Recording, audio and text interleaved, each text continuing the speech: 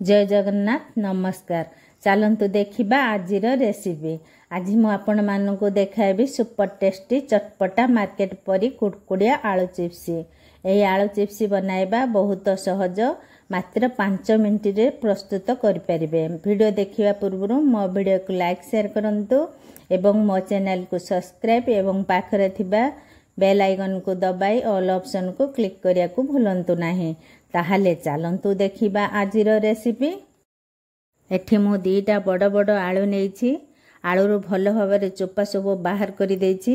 एबे हमें आलू को साइज रे पतला पतला करी सब आलू को कट करि दबा। मु आलू सब को साइज रे कट करिछि। जदि आपण मानक पाखरे चिप्स कटर थाए ताहाले आपण माने सेथिरे करि परिबे।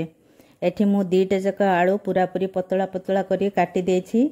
देखंतु मु आपण मानकु देखाउछि आलू हमर केते पतला पतला हेछि। दीटा आलू रे हमर केते सारा आलू चिप्स हेछि। एठी मु आलू को भलो भाबरे परिष्कार करी 3 रु 4 थर करी धोई देछि। एठी मु गुटे तसला रे पानी गरम करी देछि।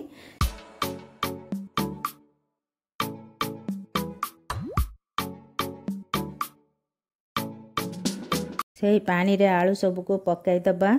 पानी फुटिला परे आलू को संगे संगे बाहर करी गोटे छणा रे रखी दबा। आलू रे जहा सब गरम पानी थिबो बाहरी गला परे पुणी आमे आलू को संगे संगे ठंडा पानी रे पकाई बाहर करी दबा।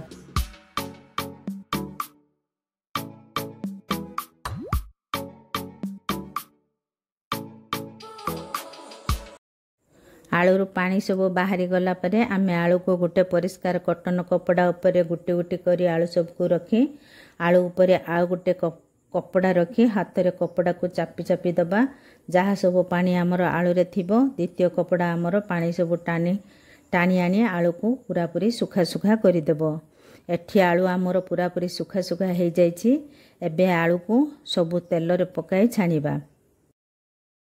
एठी आमर तेल भल भाबरे गरम हो जाइछि। एबे सब आलू पकाई छानिबा। जेतिकी आलू आमर कड़ाई रे धरिबो आमे सेतिकी आलू पकाई छानिबा। मने रखिथिबे आलू छानिला बेले सब बेले गैस को हाई करी आलू को छानिबे। परे गैस को मीडियम करी 2 रु 3 मिनिट पर्यंत आलू छानिले आलू आमर पूरा पूरी मार्केट परी कुड़कुड़िया आलू चिप्स बनिबो। एठी आमर आलू रो कलर टिके चेंज हो गलानी। एबे हमें आलू को छणा रे टिके ओलटाई देबा। एठी आलू आमर गोल्डन कलर हो गलानी। एबे आलू को बाहर करी दबा। आलू को बाहर करी गोटे छणा रे रखी दबा। जहा सब एक्स्ट्रा तेल आमर आलू रे थिबो बाहरी जिवो। मु द्वितीय थर सही सेम प्रोसेस रे सब आलू को पकाई छाणी बाहर करी देबी। एही परि भाबे हमें सब आलू को छाणी बाहर करी दबा।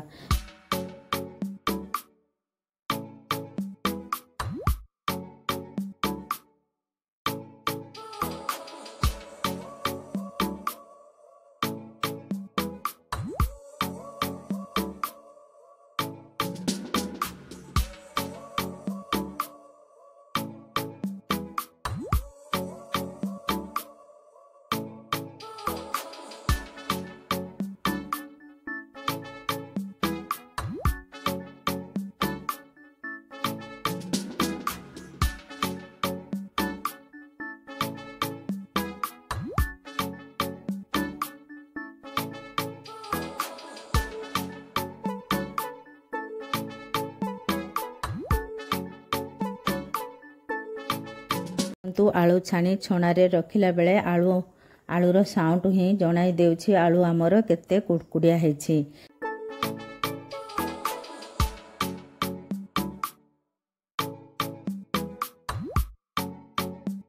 आमर सब आलू छाणी हो जाइछि। एबे आमे आलू रे स्वाद अनुसार बीट लूण देई सब आलू को लूण रे मिसाई दबा।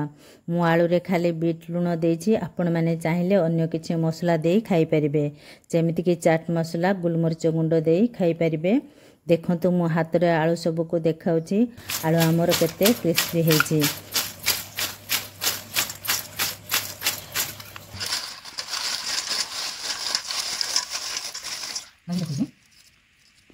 गोटे कि दीटा आलू चिप्स भांगी आपण मानक देखाउछि। देखंतु चिप्स आमर भांगी पूरा पूरी गुंड हो जाउछि।